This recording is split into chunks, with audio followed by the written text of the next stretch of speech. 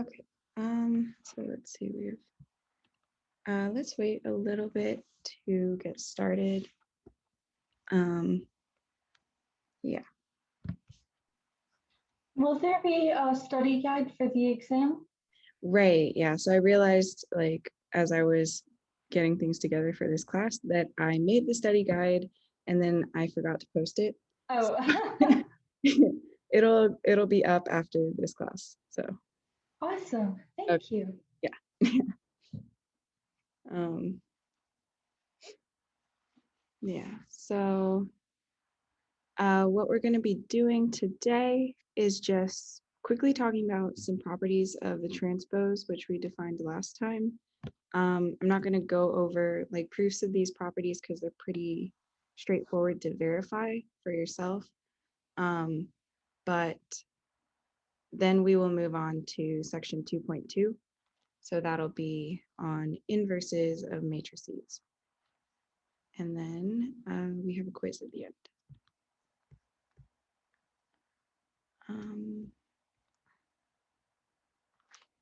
Okay, so let me get this pulled up.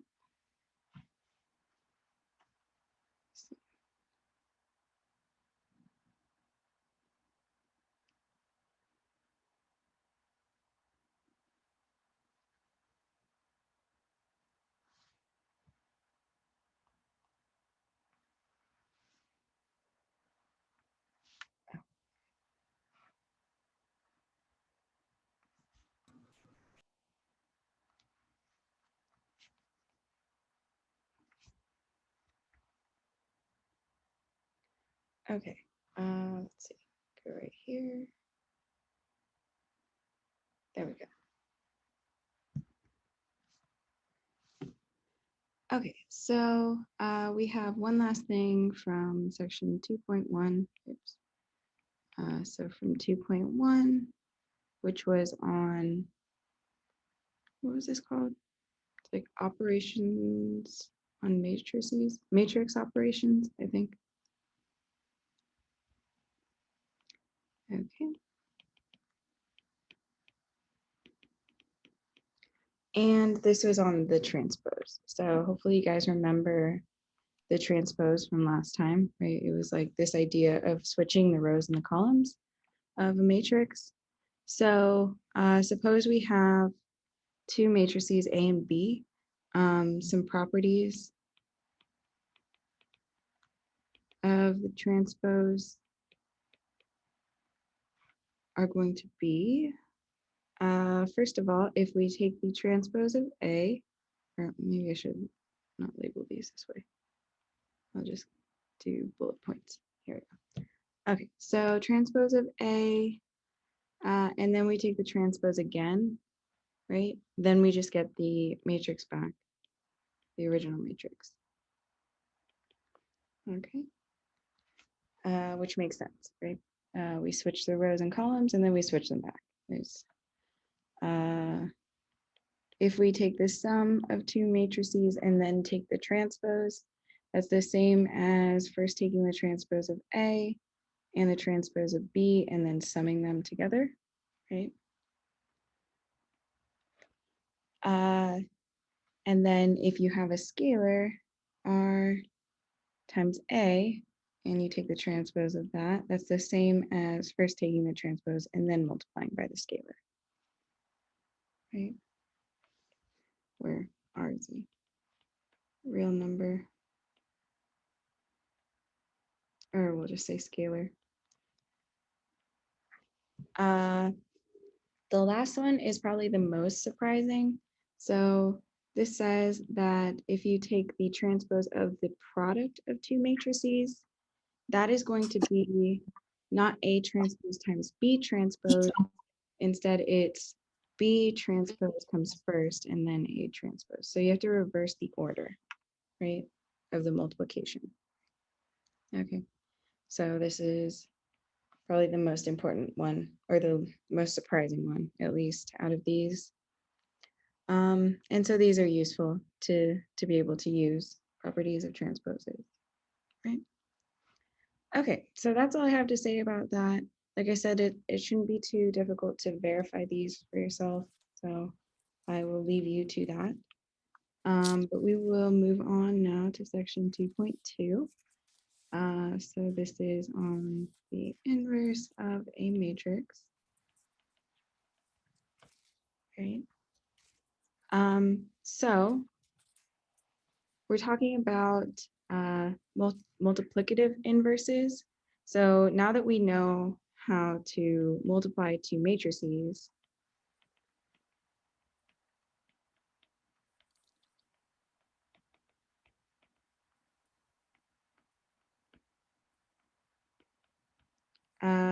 we can ask whether multiplicative inverses exist.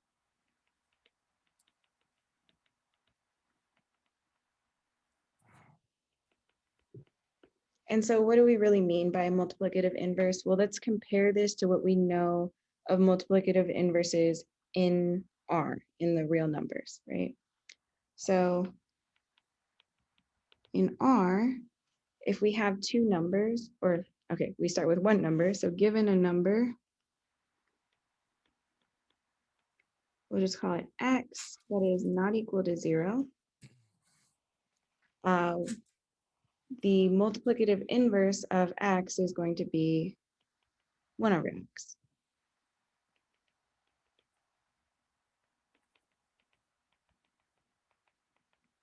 And the reason we say that this is its multiplicative inverse is because X times 1 over X gives us 1, right?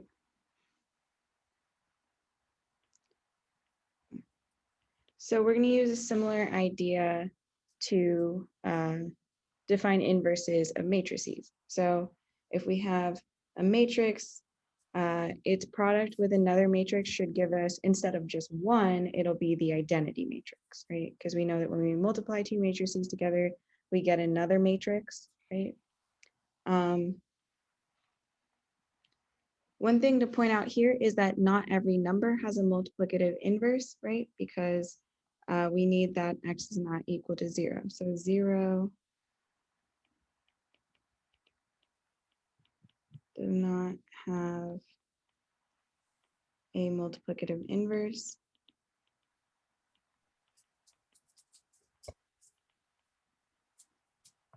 For matrices, there will also be matrices that do not have multiplicative inverses, and there will be a lot more of those than just one, right? Okay, so let's define what it means for a matrix to have an inverse. So here for matrices, this is basically what I described. So A inverse is the, or maybe, yeah, I want to read it this way. This is fine. Okay. I'm using suggestive notation, right? But well, this is the definition. Okay, so this is the inverse of A if A inverse times A equals the identity matrix and A inverse, oops, I want the other direction. And A times A inverse equals the identity matrix. Okay, so this is what it means for this matrix, which I've denoted with the little -1 exponent, to be the inverse of A. And that's the notation that we'll use. Okay. So if such a matrix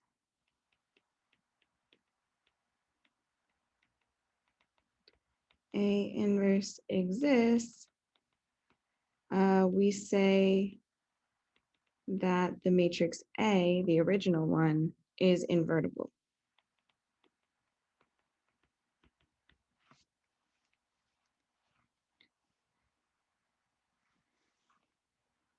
Okay, and so the reason that we have these two conditions is because we know that matrix multiplication is not commutative, right? So we have to check both directions. Right, okay, that's all I'm going to say about that for now. One thing to note is that in order for this multiplication to be defined, both ways, right?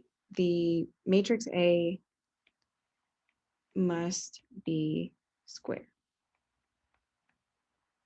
That is, have the same number of rows as columns, so an n by n matrix.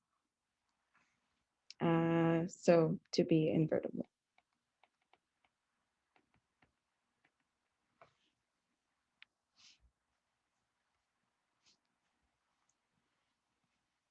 Another way we might refer to in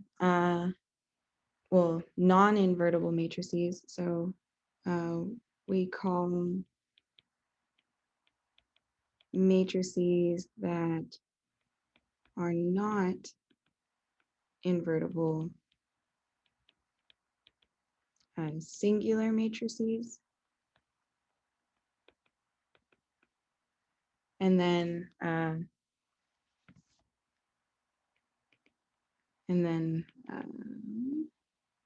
invertible matrices are called non-singular.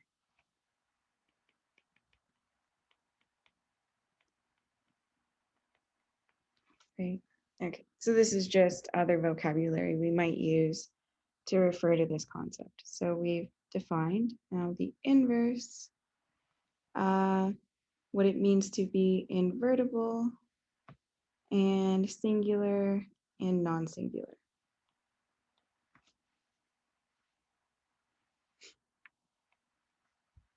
Okay. So for 2x2 matrices, it's actually not difficult to write down a formula that works for every 2x2 matrix. So let's first talk about those.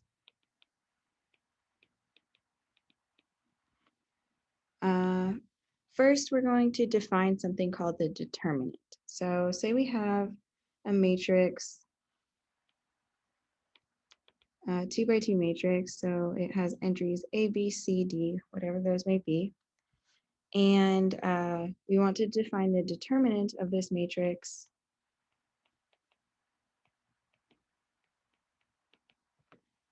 of A is, so we're going to denote this DET of A. Okay, so this is how we denote the determinant.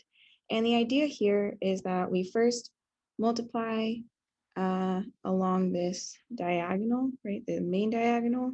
So we multiply A times D. So that's the first thing we get. And then we subtract the product of the other two entries that are left. So those are B and C, right? So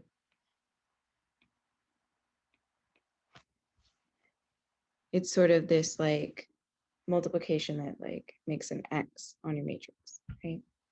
Okay, so this is the definition of the determinant for a 2x2 matrix.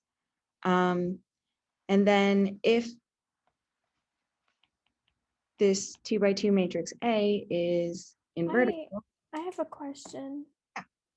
Just for the terminology for invertible and saying not invertible, isn't that just a double negative, or would it be grammatically incorrect to say just vertible? Oh, yeah.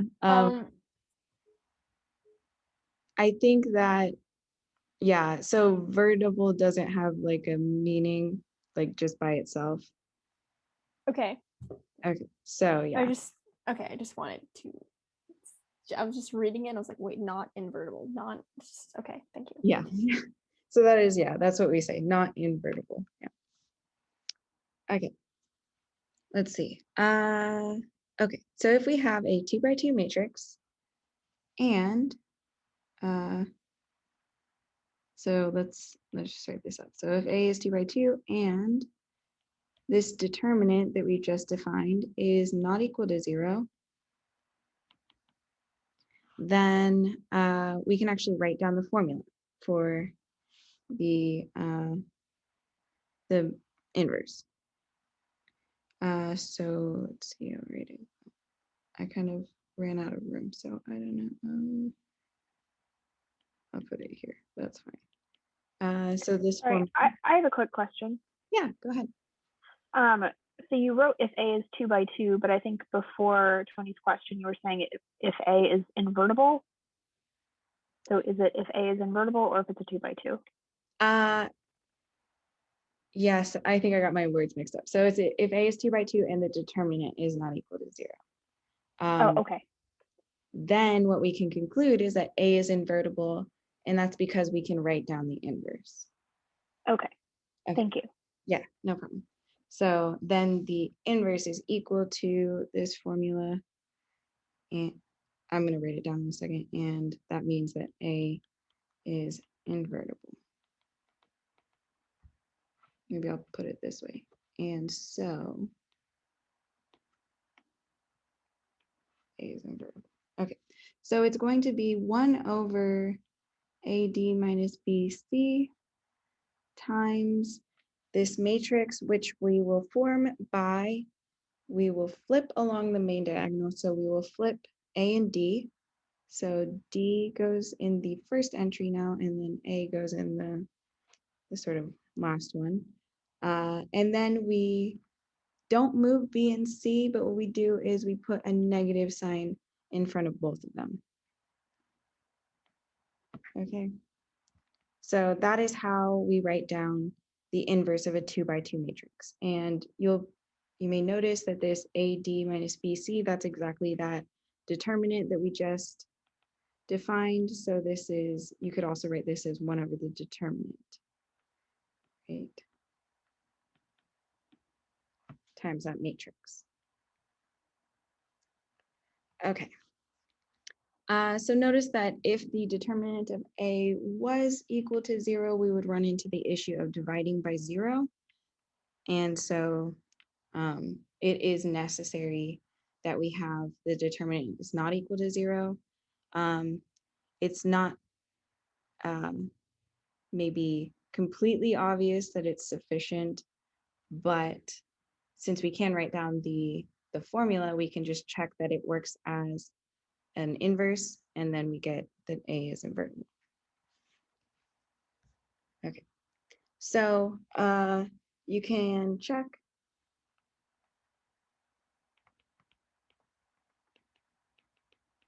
that if you use this formula, A times A inverse is equal to the identity, with it would be the 2 by 2 identity, and A inverse times A is equal to the identity. So let's go ahead and do an example using this. So say we take the matrix 1, 2, 3, 4. First, we want to compute the determinant of this matrix. So that would be 1 times 4 minus 2 times 3. And that is 4 minus 6, so negative 2, which is not equal to 0. So we can go ahead and use our formula to write down the inverse. It will be 1 over that determinant, negative 2. And then, so we flip the 1 and 4, those swap places, and then we get negative 2 and negative 3 as our other entries, right? And we could distribute this, what's that called? This scalar into the matrix, right? And so we could rewrite this as, it would be negative 2, 1,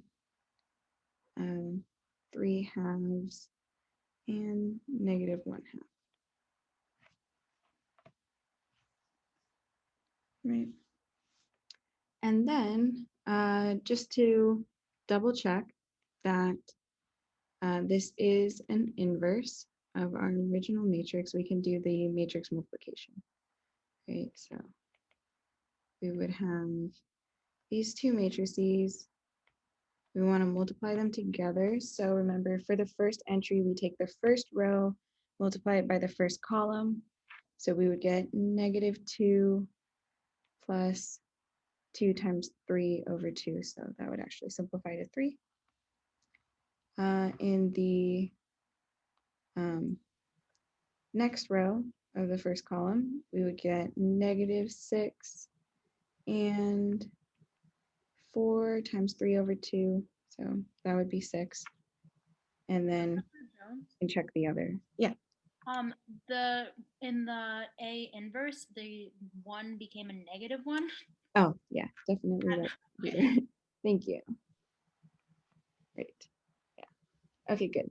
So then we can finish this off. So we get 1 minus 1 for that entry, and then 3 times -2. Oh, no, 3 minus 2.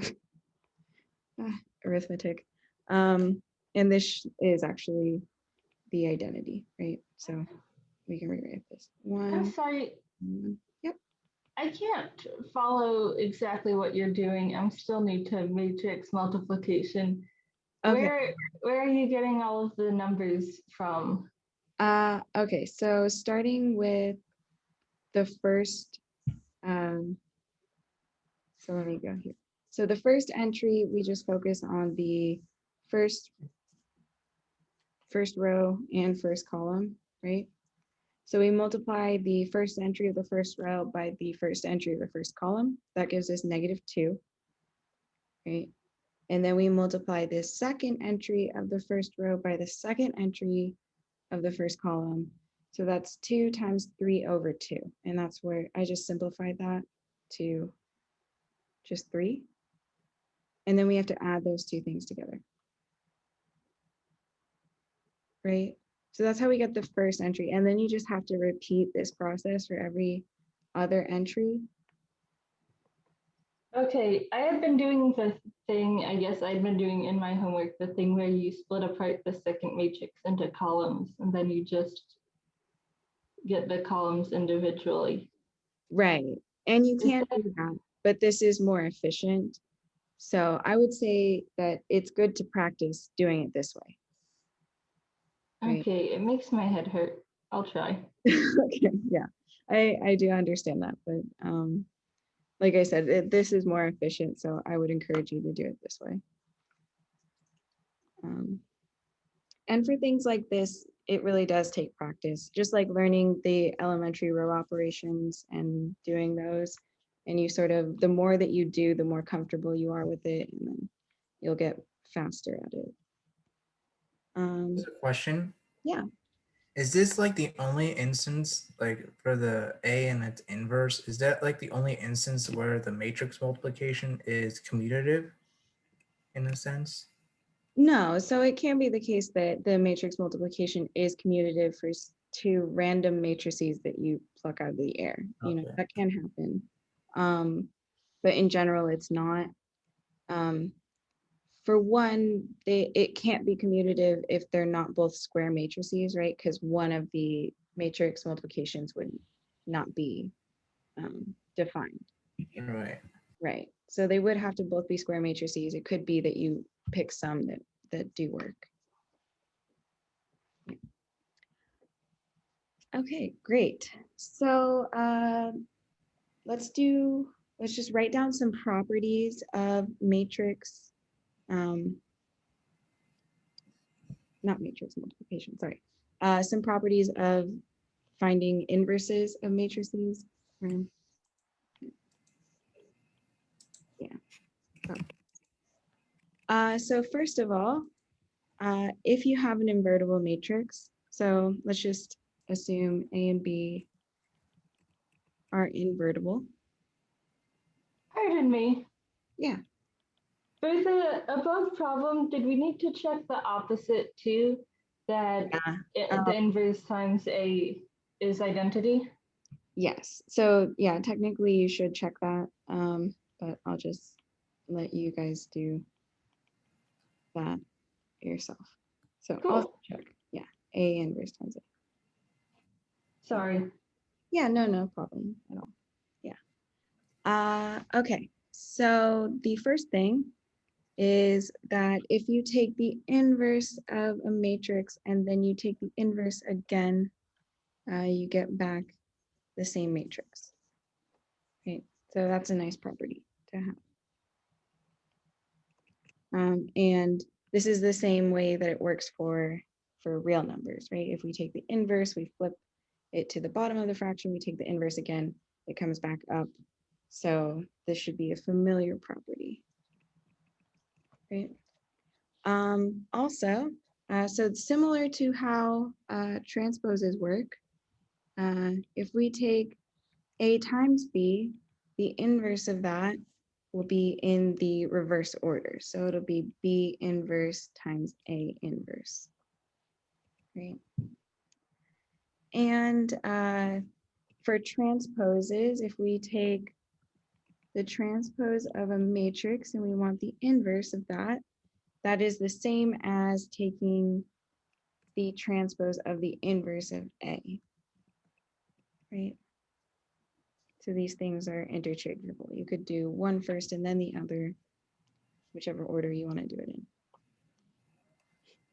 Okay. So let's look at why these properties are true.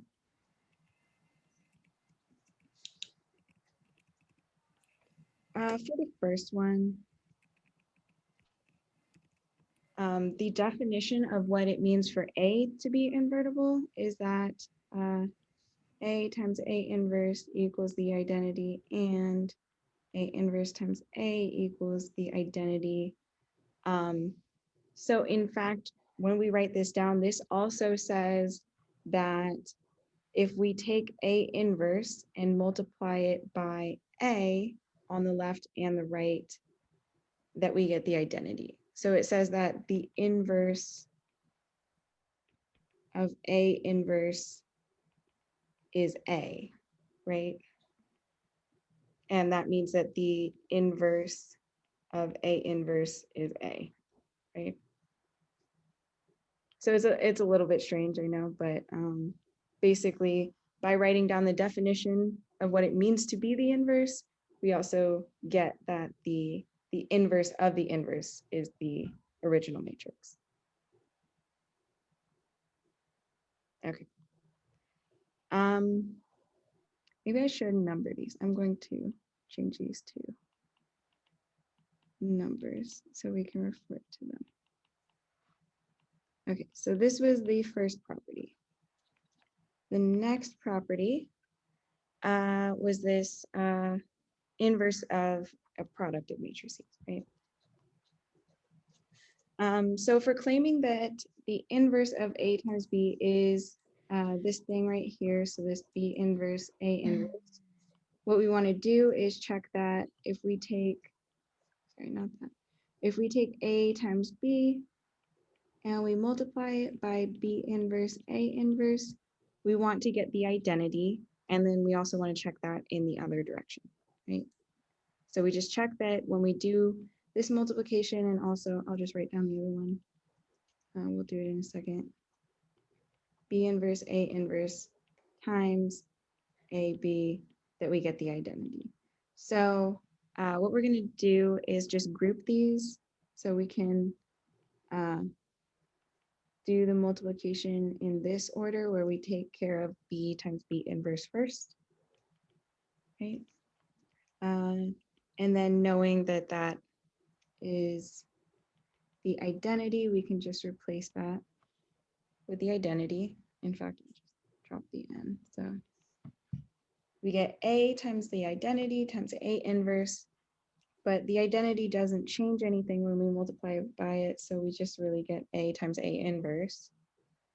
And then we know that that is equal to the identity. Right? Okay, so we got the identity for the first multiplication. When we check the second one, we basically do the same thing. We get B inverse. We'll first do, oh, whoops. The A inverse times A. And that is the identity, which simplifies to B inverse times B, which is the identity.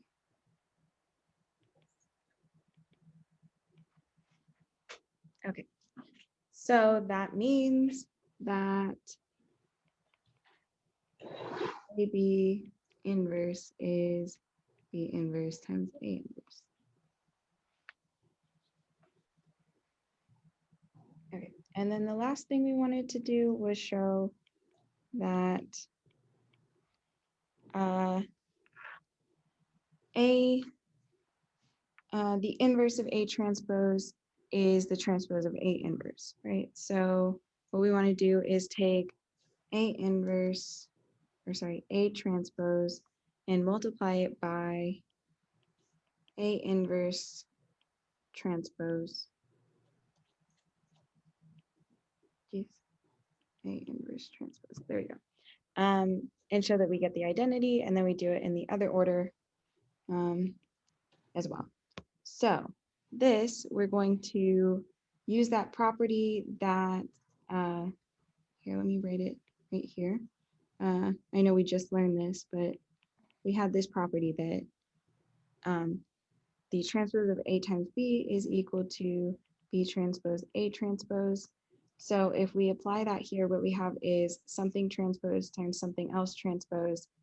We would write that in the reverse order and take the transpose of the whole thing. Those things are equal, right?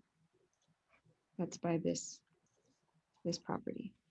So then we know that A transpose times A, or A inverse times A, sorry, is the identity. And the transpose of that identity is just the identity, right? Because we know that everything along that main diagonal stays the same. And for the identity, there's nothing that is off of the main diagonal that is non-zero, right? Okay. And then you can check the multiplication in the other direction. I'm going to skip the details for that, but you do get that when you multiply these, you do essentially the same computation and you get the identity as well. So the inverse of A transpose is the transpose of A inverse.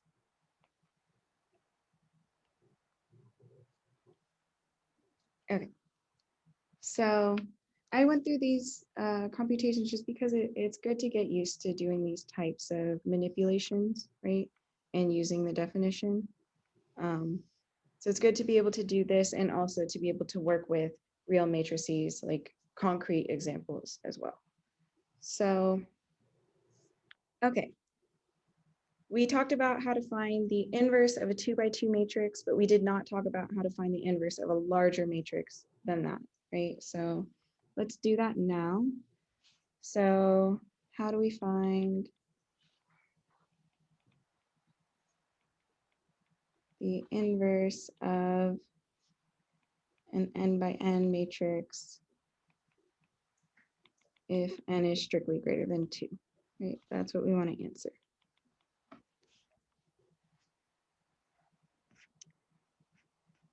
Okay, let's see. Okay. Sorry. Okay. So for first of all, it's good to know that an n by n matrix is invertible if and only if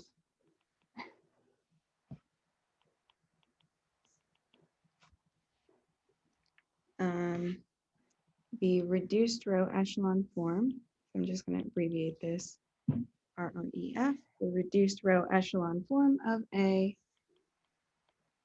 is the identity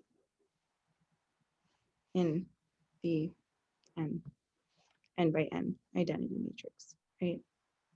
I may or may not justify this. It is in the textbook. I might go over it, but I want to make sure we get to the examples first. So I'm going to skip that for now. I might come back if we have time. But this is the case, and then we kind of can use this fact to compute an n by n, the inverse of an n by n matrix. So if A is invertible,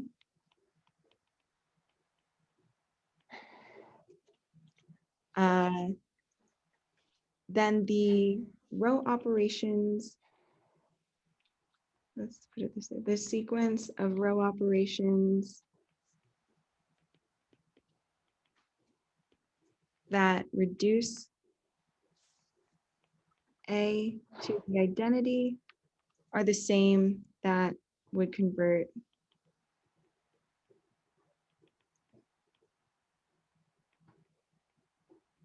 the identity into A inverse. Okay, and that's not super clear from the outset, right? And it's not like an obvious thing, but it is true, and we can show that. So the big idea is that we can take a matrix, we can augment, instead of with just a column, we can augment with an entire identity matrix of the same size as A, right? So we add on all of those rows and rows, and then we row reduce, just like we normally would. We just treat it as like one big matrix. And by applying those operations, those row operations that turn A into the identity matrix, what we get on the augmented side is A inverse. Okay. So this is how you will actually compute the inverse of a matrix in practice. Is you take your matrix, you augment by an identity matrix, and then you row reduce it to get the identity on the left-hand side. If you can't get the identity,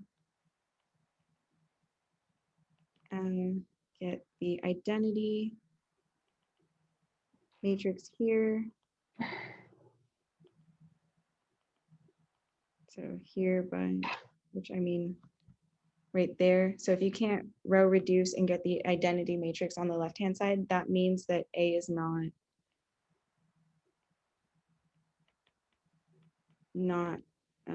row equivalent to the identity. Identity matrix. So A is not invertible.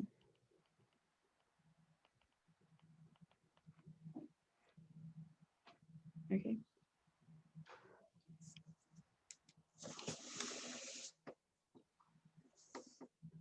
Okay, are there any questions right now?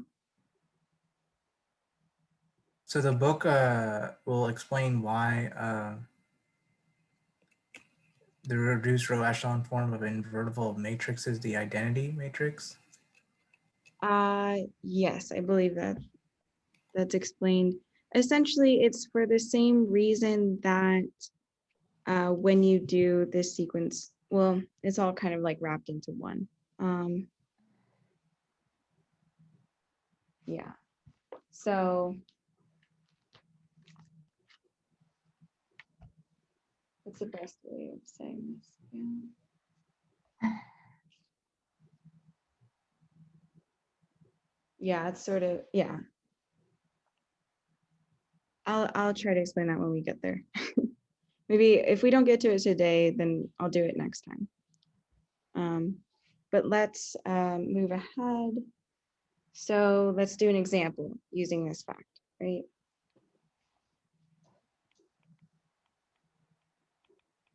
So example, so say we have the matrix, a 3x3 matrix like this.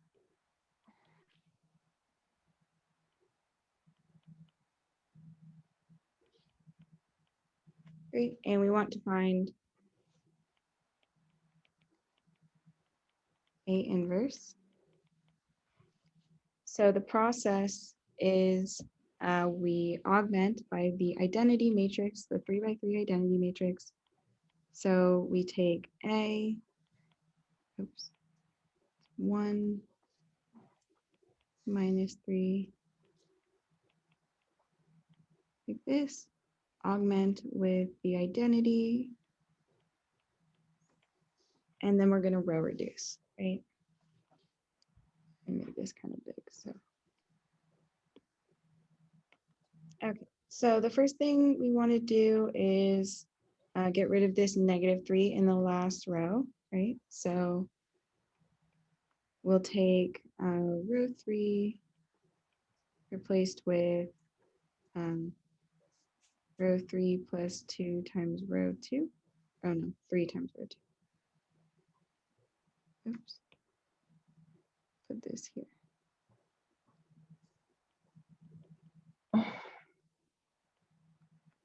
Okay, so I am squeezing this in here. I'm sorry about that.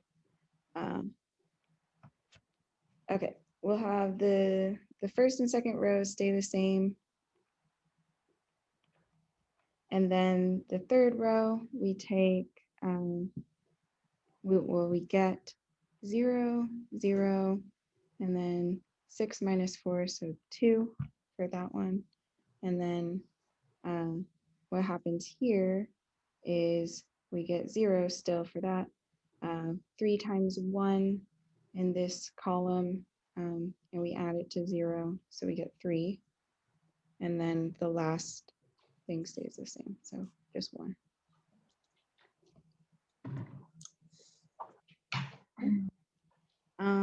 Next, we can divide by 2, or actually, first I'm going to use this 2 to clear the row above it, right? So to clear this 2. So I'll take row 2 and replace it with row 2 minus row 3. So 1, 0, 0, 0, 1, 0, 4, and 2.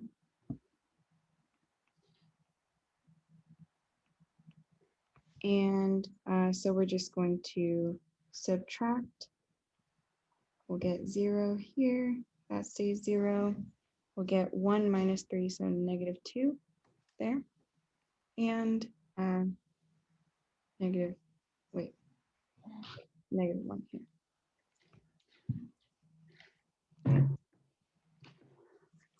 And then we can take row 1, 2, row 1 minus 2 times row 3. And that will leave the first 2 columns unchanged, and then we'll get to the third one.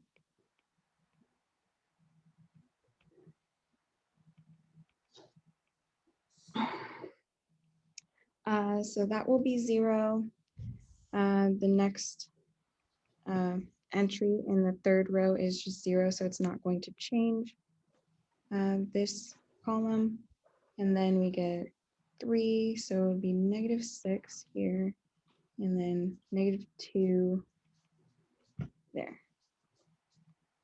Okay, so we're almost to the identity matrix. We just have to divide this row by 2, right? So we'll take, so just multiply row 3 by 1/2. And then we will have our inverse, right? So it'll be 0, -2, -1, and then 3/2, 1/2.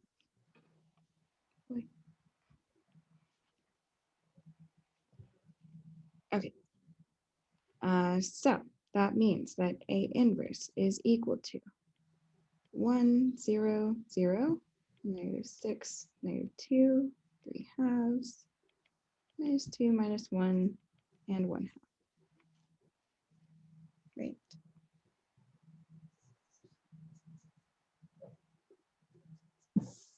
Okay, so hopefully the process is pretty clear. You're just using your same row reduction techniques, but your what you get on the right-hand side of your augmented matrix is the inverse, right? Okay. So let's see, we're doing time. Okay, so we've got 15 minutes. I'm gonna do this. Yeah. Okay, so this is how we find the matrix. Only for this class. I have no idea why that's happening.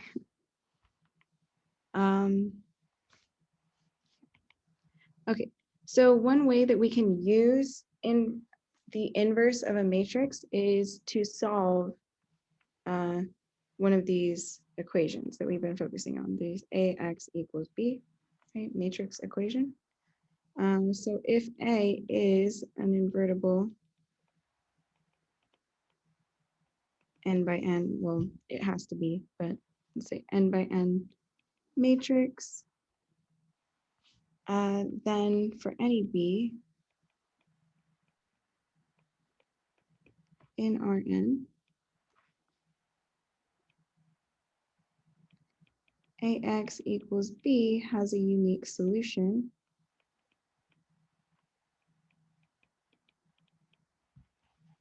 and it's given by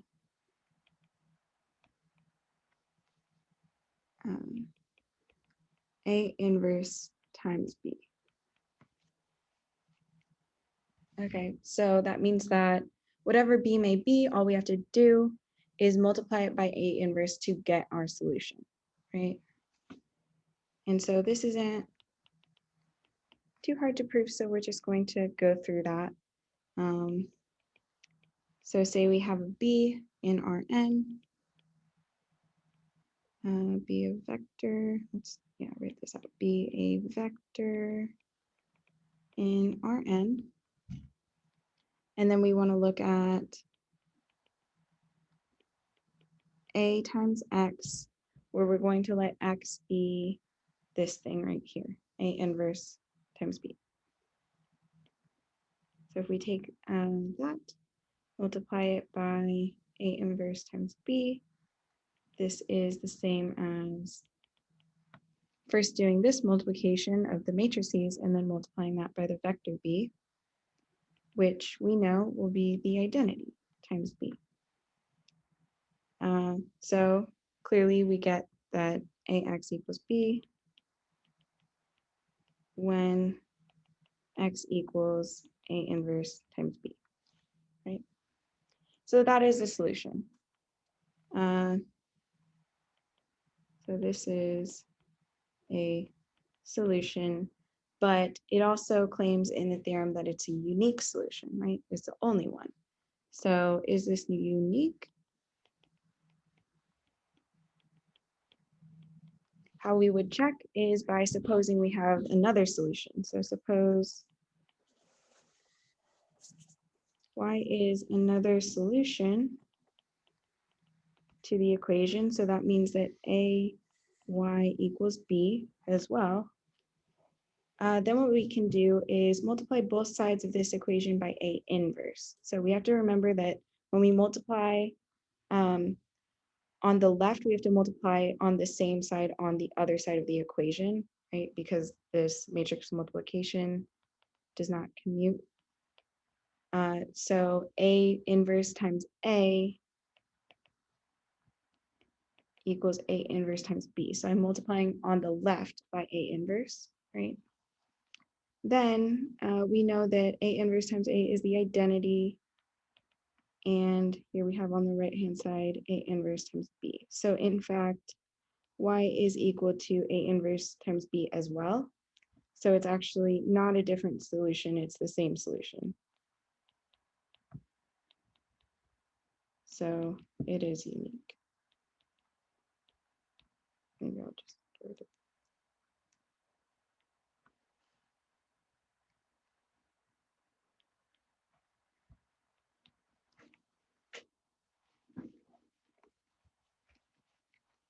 Okay. So let's just go through an example of using this to find solutions of linear systems, right? So say we have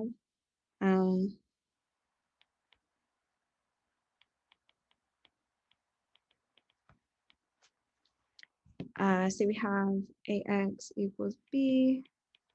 We want to solve this where our matrix A will be 2, 1, 2, 3, 0, 2, 2, 3, 3, and B will be 1, 1, 1. Okay. Then, what we would do is first find the inverse, right? So if we have 2, 1, 2, 3, 3, and B equals 1, 1, 1, then we would do is multiply both sides of this equation by A inverse. So we have to remember that when we multiply on the left, we have to multiply on the same side on the other side of the equation, right? Because this matrix multiplication does not commute. So clearly we get that AX equals B when X equals A inverse times B. So find A inverse. So we're going to use that technique of taking A, augmenting by the identity matrix, and then row reducing.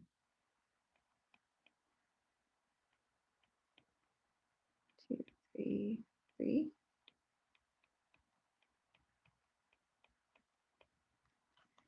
And we will get eventually the inverse. There's a question? Yes.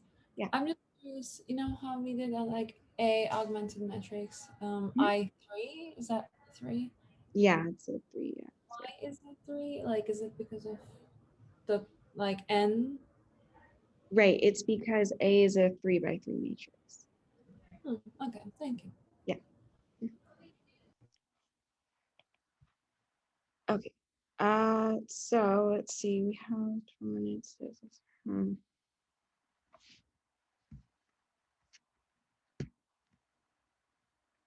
Okay. So we'll just finish up with this example, and then we'll have to go to the quiz. But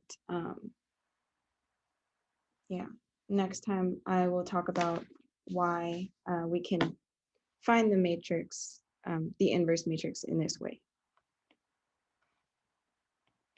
Okay. Are we starting the quiz?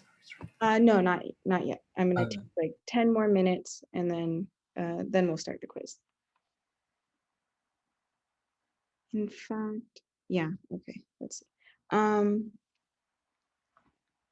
Okay, so doing this row reduction, first thing I'm gonna do is swap row 1 and row 2, so I get that 1 in the first entry, right?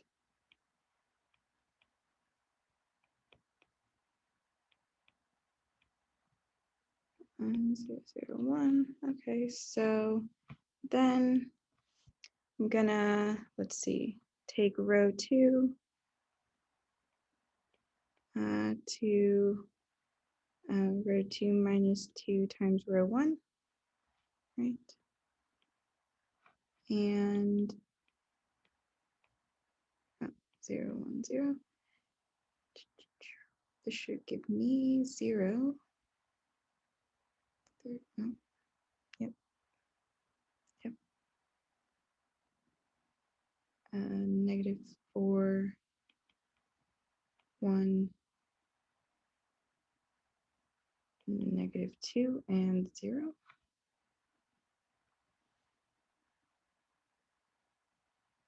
Yep. Okay.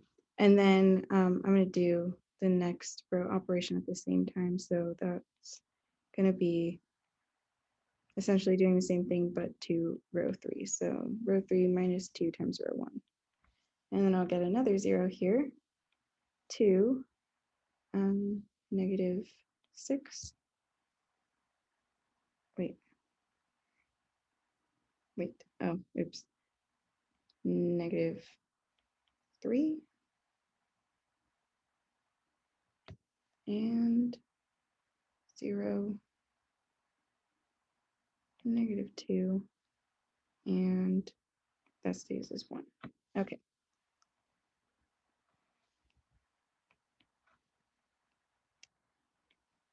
All right. And then what I'm going to do is take row 2 and subtract row 3 so that I get a 1 in this pivot position, right? And that will give me, I believe it. I think it's -1. 3 and -1. There we go. And then 1, this will be, let me just fill this in.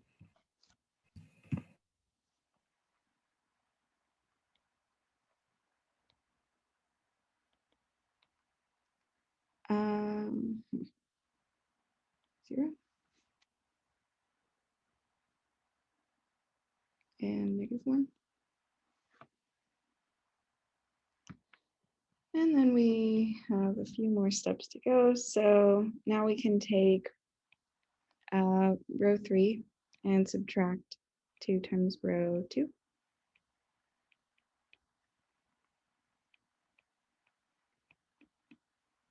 And will be, okay, we'll get a 0 here. And then what's that, 5? No.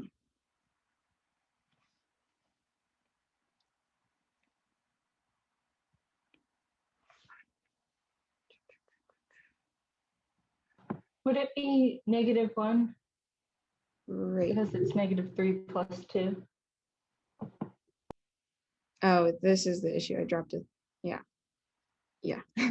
There we go. Okay. So yes, that seems right. And then we should get here -2, -2, and 3. Yep. Okay. And then we're almost there. We just have to clear these values that happen above that guy. I'll first just multiply through by -1. So negative.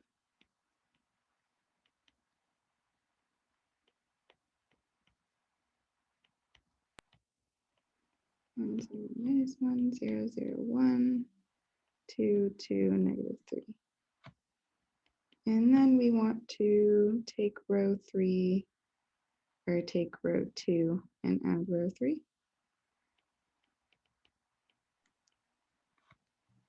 And that will give us 0, 1, 0, 0, 3, 2, -4.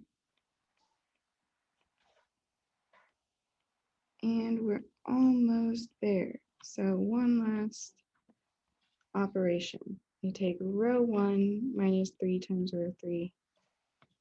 That should give us 0 here. And -6, -5,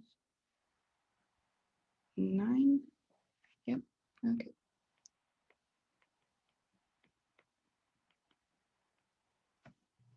Okay.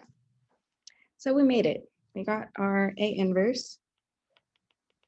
And then to find the solution,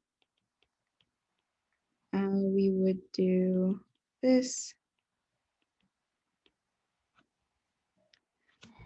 And we would take, so what was it we wanted to solve? It was this equation where b was equal to 1, 1, 1. So our solution to ax equals b, as we said, is A inverse times b. So it'll be this matrix we just found times 1, 1, 1. Okay. And since this is good practice for you for matrix multiplication, I'll let you guys work out what this should be. Should get a vector, right? And while you're doing that, I'll put up the quiz. So you need to add it to Canvas.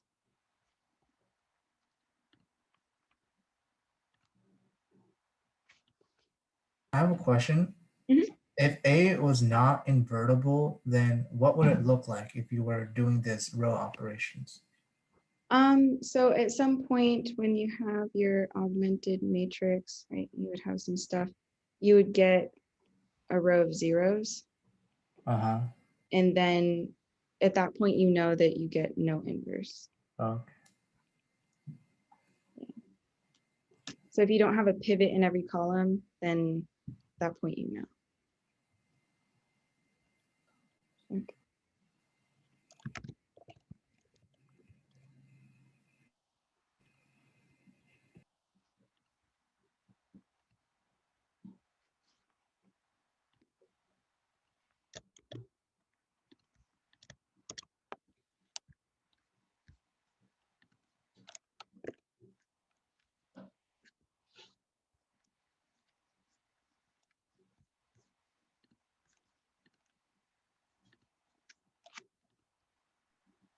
Do you want us to include our results to this in the quiz as well?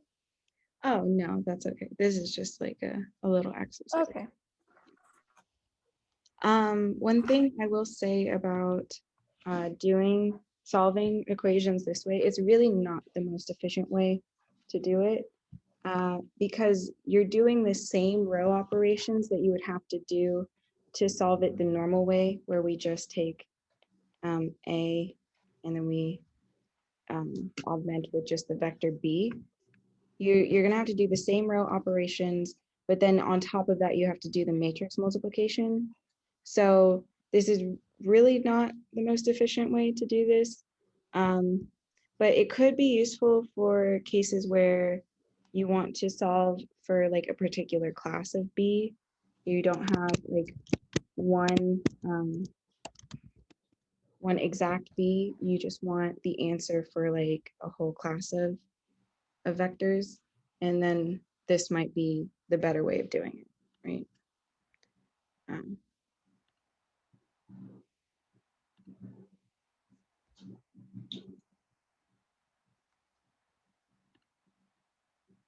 Is the quiz up? It is not yet under module, No worries. right? I'm adding it now. Oops. No, wait, don't open it yet. I need to fix something. Okay. There we go.